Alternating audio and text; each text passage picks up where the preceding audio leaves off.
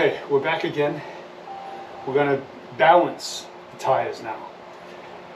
I got a couple of emails saying, hey, try a bubble balancer.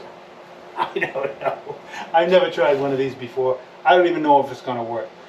Okay, let's get this tire. Let's see if this works.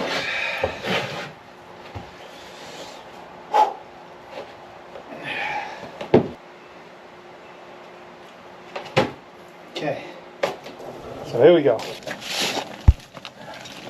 So it did need a weight on that side. So I put the weight on that one. This one's perfect. Now let's take it for a test drive.